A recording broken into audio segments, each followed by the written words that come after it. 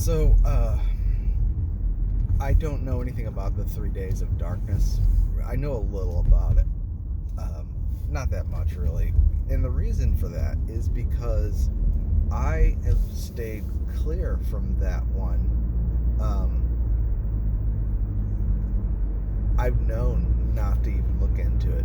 And here's the thing. I think that what people don't realize is that false teachings are called in the Bible. Hi, Ian. Are you waving at the YouTube people?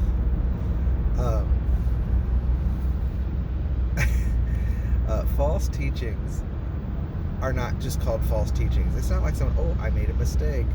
No, I mean, it's possible to make a mistake in a minor point, we do that. But false teachings where they're systematically being pushed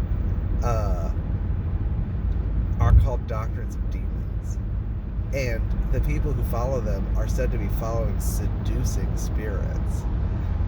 And the goal is that people would depart from the faith.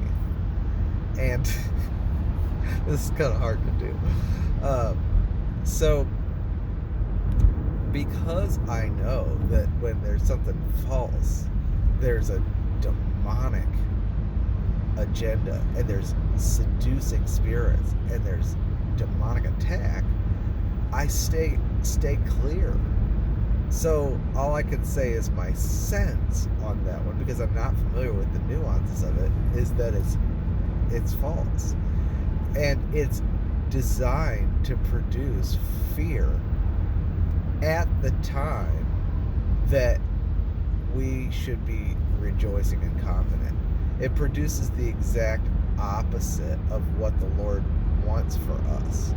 That we would stand confidently as sons of light, walking in the day, not of the darkness, not of the night, not slumbering and not hiding, but confidently testifying of the goodness and the salvation of God to His church, and possibly of judgment for the nations, But we are not to be, us hiding for 3 days while darkness and evil are outside, it just absolutely makes zero sense at all, scripturally.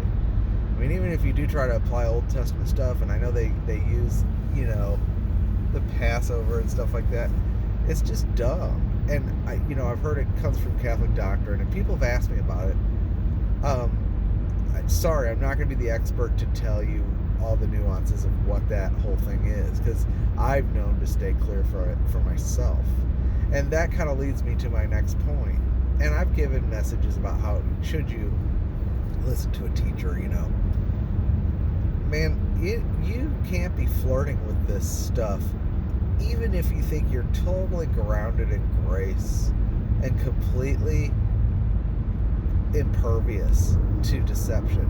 Because deception comes through the chinks in your armor. You think you've got your armor on, but the enemy knows where the weak points are, and we all have weak points.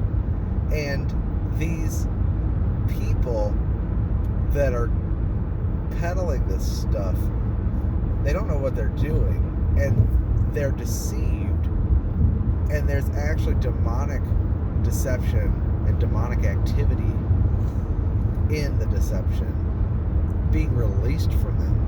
And when I see people who've been listening to that stuff, I find it interesting, because all of a sudden they have to go back to the basics and reestablish. If you find yourself having to go back to the basics and reestablish yourself again and again and again in the basics of salvation, as if you're having to reconvince yourself that you're saved, then you have been listening. It's not that you don't have the Spirit and you don't have the testimony of the Son within you, and you don't have the Spirit bearing witness to the record that God's testimony is true. And it's not that you're not saved, and it's not that you don't know the voice of your shepherd. It's just that you keep listening to other voices. And see, the Lord's voice is the still small voice, And those voices from the enemy are the terrifying loud voice that ring in your ear and stick in your heart like fiery darts and destabilize you. And then you get yourself all freaked out, and now you're having to go back and reestablish yourself in, okay, am I really saved? Now, we do that because that's part of our warfare. I mean, we have to continually be grounded in the faith and keep reaffirming and building on our assurance. But you could do yourself a big favor by cutting out half of your diet if you're on these YouTube channels and listening to people who peddle falsehood. And you will find gradually a gloom setting over you that will eventually lead you to a place where you don't know which way is up or down. And if you're familiar with my channel at all, I teach pretty solidly on grace.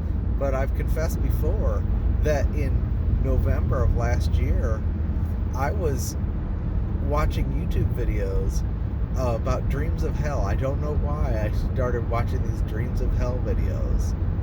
And also rapture videos that taught partial. And I knew that the doctrine they were peddling wasn't true. But I was still fascinated by it. And you know what? I got myself all freaked out and had to go back and start preaching the gospel to myself. Now, I preach the gospel to myself regularly anyway. But when you're back to square one preaching the gospel to yourself because you've got yourself so disoriented you don't know if you're saved, something's wrong. And that was because I was watching those videos for some reason, attracted to them. Like, I always call it fear porn. Like, you're attracted to it like a fly is attracted to poop. You gotta leave that stuff alone, especially as the day draws near. We are to lay hold of Christ more and more and more. If you're concerned at all about being ready for his coming, then focus yourself entirely on good food from him. Don't let yourself be shaken by this stuff. And when you're watching it, because there's a spirit of fear. There is not an ounce of joy.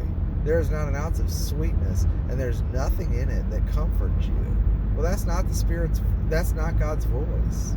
God, that persuasion does not come from him who called you, right? He is not giving you a spirit of bondage, again, under fear, but a spirit of sonship in which you cry, Abba, Father, the Spirit himself witnessing with your spirit that you are a child of God.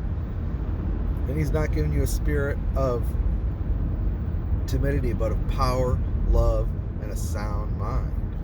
So that stuff is not from God just by its character. And there's a lot of things like that, circulating around the internet. Obviously, I mean, we all know this, but I'm amazed at how many people are still watching that stuff, and make sure you're listening to a grace teacher. Don't think you're going to get any truth. 80% truth and 20% leaven is still too much leaven. 95% truth and 5% leaven is still too much leaven. Leaven is going to change the nature of everything and turn you upside down so that you're no longer eating a diet of Christ, but some substitute that looks biblical, looks spiritual, but it's killing you. And so this is just kind of a friendly reminder to hold fast to that which is good and cleave to that which is pure and which comforts you. And like Peter said, as newborn babes, desire the sincere milk of the word that you may grow by it.